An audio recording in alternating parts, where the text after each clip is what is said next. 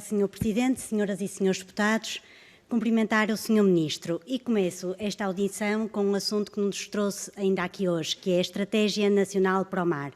Foi apresentada a versão final da Estratégia Nacional para o Mar neste mês de maio e, de acordo com o Governo, a estratégia foi objeto de um processo de consulta pública muito participado, e sublinho muito participado. E tem uma abordagem inovadora em relação às suas antecessoras, incluindo metodologias de monitorização mais robustas. Mas, Sr. Ministro, eu vejo-me obrigada a começar desde já por lhe pedir um esclarecimento fundamental, porque fui ao site das consultas públicas para me inteirar dos resultados da consulta pública para a Estratégia Nacional para o Mar e sabe quantos contributos é que vêm lá divulgados? Eu até imprimi para todos vermos, é que vem zero em tudo no site. Zero contributos, zero comentários, zero documentos. E das duas uma, ou o site não está a passar a informação correta, o que é estranho, porque eu estive a verificar e há diversas outras consultas que apresentam resultados, ou não houve contributos, o que é igualmente estranho, porque não era esta a informação que tínhamos. Portanto, Sr. Ministro, começo por lhe perguntar se existe algum motivo para que os contributos da Estratégia Nacional para o Mar não sejam divulgados.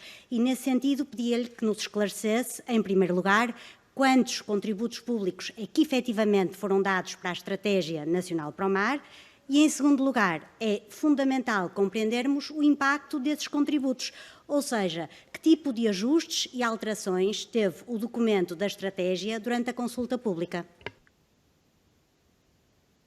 Sr. Ministro, tem a palavra. Pergunta.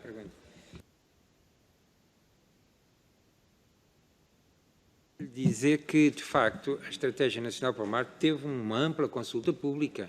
Eu não sei se a senhora deputada participou, espero que tenha participado. Apesar da pandemia, tivemos várias sessões públicas em modo virtual e presencial. Nessas sessões públicas participaram ao todo, salvo erro, mil e tal, não, estes são os contributos escritos, 1.600 pessoas nos dois modelos, virtual e presencial. Estenderam-se de norte a sul do país e nas regiões autónomas. A parte disto recebemos 250 contribuições escritas, 32% de empresas, 9% de associações presenciais, 15% da administração pública, 28% de cidadãos, 5% de instituições de investigação, 10% de ONGs e 1% de outras.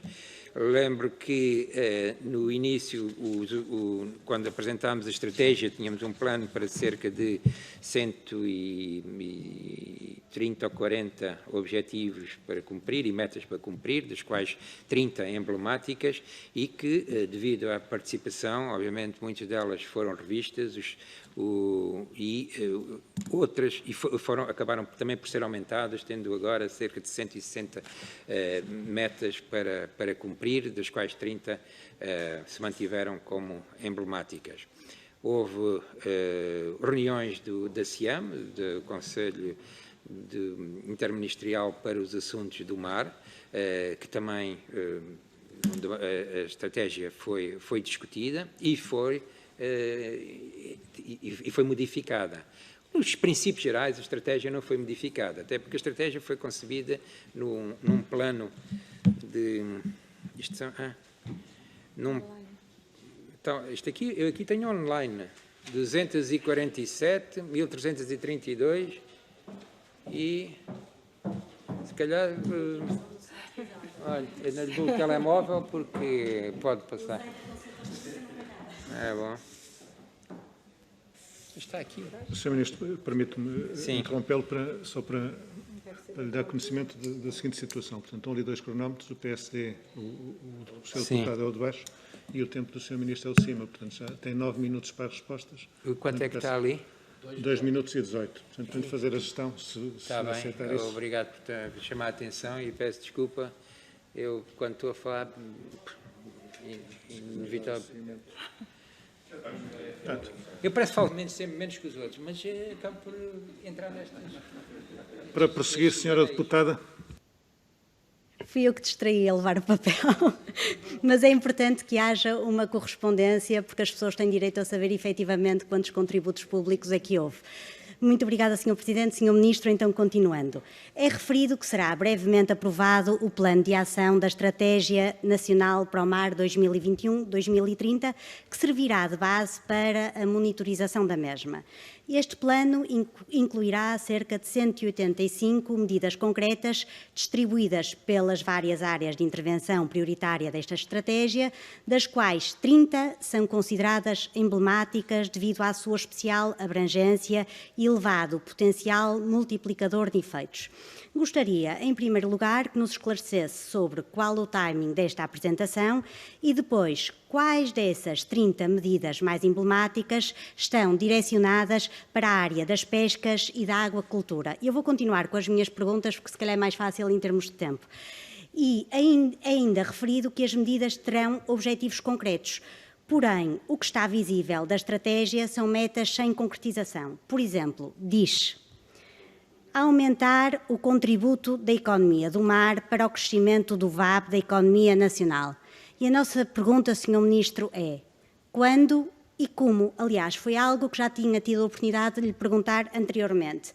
Ou seja, o que nós queremos saber é qual é o ponto de partida. E faço-lhe esta pergunta porque, entre 2016 e 2018, o VAB da conta satélite da economia do mar representou 3,9% do VAB da economia nacional, o que, segundo o Instituto Nacional de Estatística, representou um acréscimo refletindo as atividades próximas do mar. Assim, o balanço da Estratégia Nacional para o Mar 2013-2020 de 2019 indica que o crescimento do VAB da economia do mar entre 2013 e 2018 foi de 52,2%, acresce que o crescimento das exportações de produtos do mar entre 2013 e 2018 foi de 127,3% e ainda o crescimento do emprego da economia do mar entre 2013 e 2017 foi de 20,3%.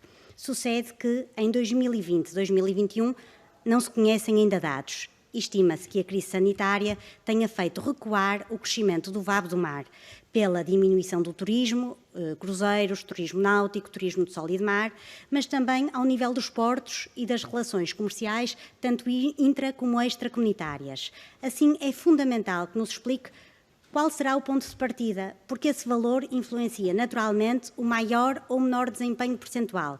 E a mesma questão também se aplica quando se diz, por exemplo, também que se pretende, e passo a citar, aumentar as exportações dos produtos do mar até 2030.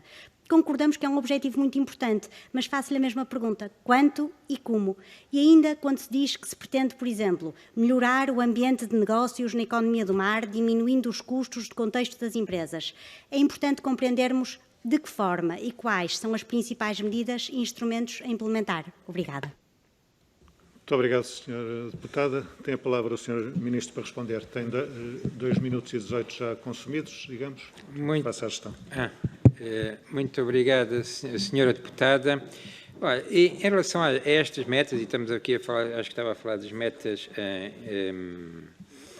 as metas emblemáticas, algumas, como, por exemplo, as metas relacionadas com o combate às alterações climáticas e proteger os ecossistemas, são metas políticas e estão basicamente de acordo com metas internacionais. Uma coisa que tivemos, que presidiu à configuração desta estratégia, era não estar a inventar a roda e ir, de facto, trabalhar no contexto que são os documentos estratégicos da União Europeia e das Nações Unidas em particular.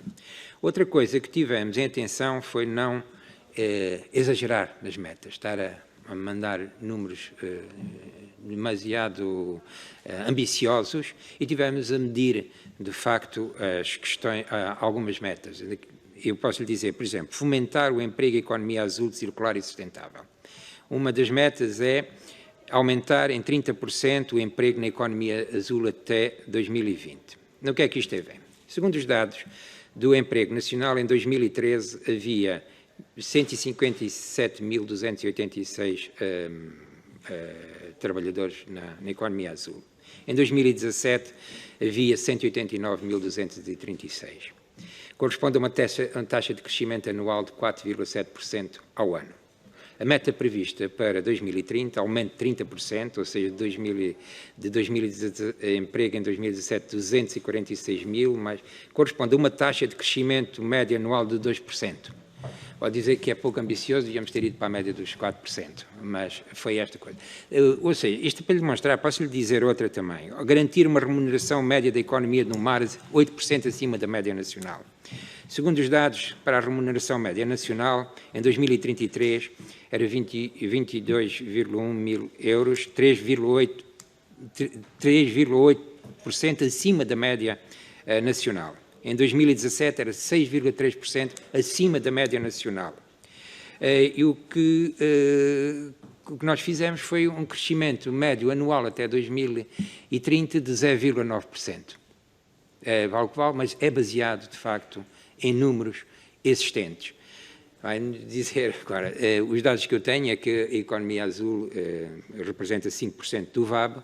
Obviamente, há um grande peso da zona do turismo, não é? E do turismo náutico, que em 2019, obviamente, temos o crescimento. Temos um abate. Estamos todos à espera que isso, de facto, aconteça, tenha uma influência no valor da economia do mar no âmbito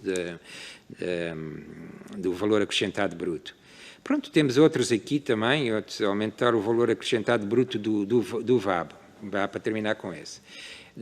Os dados que nós temos do VAB direto da economia do mar, em 2013 era de 4.714,7 milhões de euros. Em 2008, 7.177 milhões de euros, correspondendo a uma taxa média de crescimento anual de 8,8%.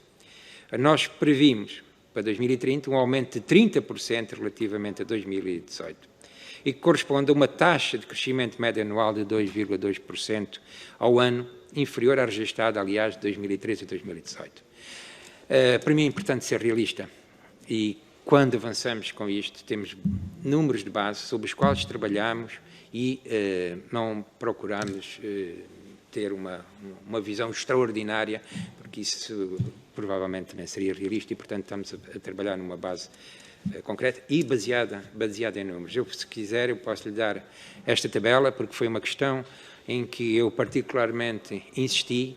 Não vamos atirar barra à parede, vamos ver o que é que aconteceu, vamos ver quais são os condicionantes e vamos ter umas perspectivas realistas e não exageradas. Agora, a senhora deputada, temos que trocar mais notas, porque eu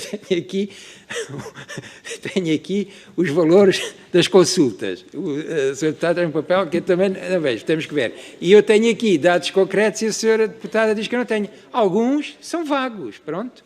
Outros são muito concretos.